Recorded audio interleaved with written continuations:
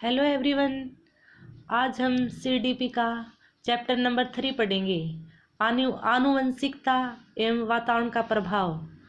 चलो शुरू करते हैं।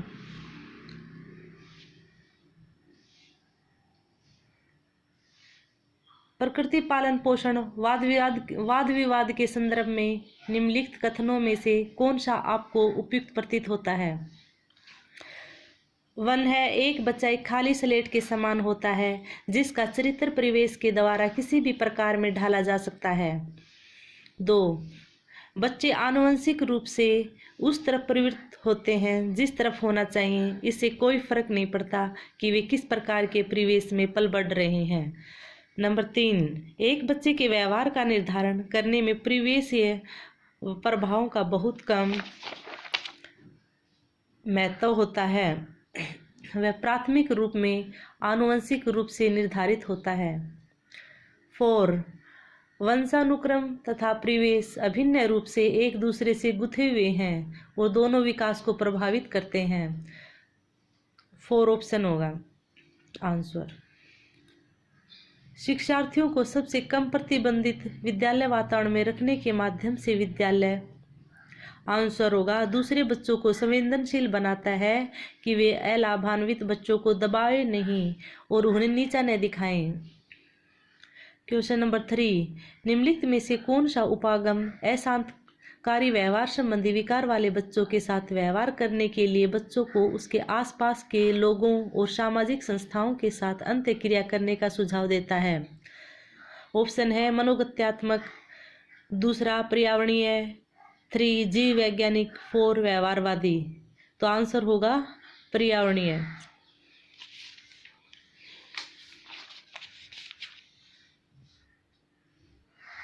क्वेश्चन नंबर 4, मानवीय विकास में आनुवंशिकता एवं परिवेश की भूमिका के संदर्भ में निम्नलिखित में से कौन सा कथन समुचित है? 1, विकास के विभिन्न क्षेत्रों में आनुवंशिकता एवं परिवेश का सापेक्ष प्रभाव परिवर्तनशील है। इसका आंसर ऑप्शन 1 होगा। क्वेश्चन नंबर 5, बच्चे के विकास में आनुवंशिकता और वातावरण की भूमिका के बारे में निम्नलिखित में से कौन सा कथन सत्य है? 1, आनुवंशिकता और वातावरण दोनों एक बच्चे के विकास में 50-50% योगदान रखते हैं। ऑप्शन नंबर 2, समवयस्कों और पितरेक का सापेक्ष योगदान योगात्मक नहीं होता। नंबर 3, आनुवंशिकता और वातावरण एक साथ परिचालित नहीं होते। 4, सहज रुझान वातावरण से संबंधित है जबकि वास्तविक विकास के लिए आनुवंशिकता जरूरी है।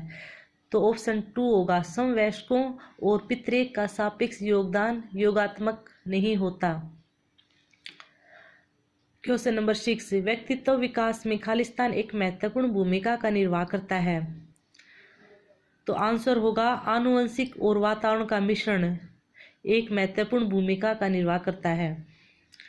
क्वेश्चन नंबर 7, निम्नलिखित में से कौन सा मुख्य रूप से आनुवंशिकता संबंधी कारक है? तो आंखों का रंग आनुवंशिकता संबंधी कारक है।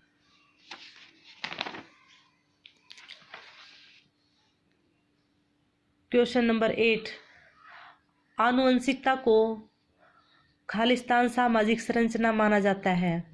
तो आनुवंशिकता को स्थिर सामाजिक संरचना माना जाता है।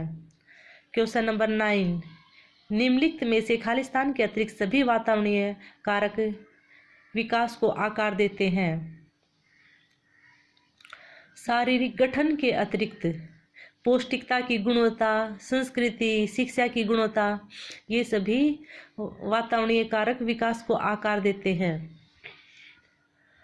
क्वेश्चन नंबर 10, मानव व्यक्तित्व परिणाम है। आंसर होगा आनुवंशिकता और वातावरण की अंतःक्रिया का। क्वेश्चन नंबर 11, माता पिता से संतानों को प्राप्त होने वाले गुणों को कहते हैं। आंसर वंशानुक्रम। क्वेश्चन नंबर 12, निम्नलिखित में से कौन सा कारक किसी बच्चे पर आनुवंशिकता का प्रभाव है? विशिष्ट शारीरिक लक्षण, विशिष्ट बुद्धि, विशिष्ट चरित्र, ये सभी। आंसर होगा ये सभी। विशिष्ट शारीरिक लक्षण, विशिष्ट बुद्धि, विशिष्ट चरित्र, ये सभी बच्चे पर आनुवंशिकता का प्रभाव डालते हैं।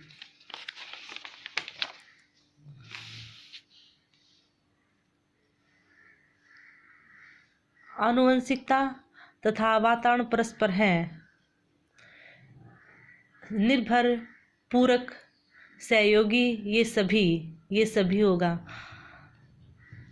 क्वेश्चन नंबर 14, आपकी कक्षा का एक छात्र कक्षा में रोज अनुशासनहीनता करता है।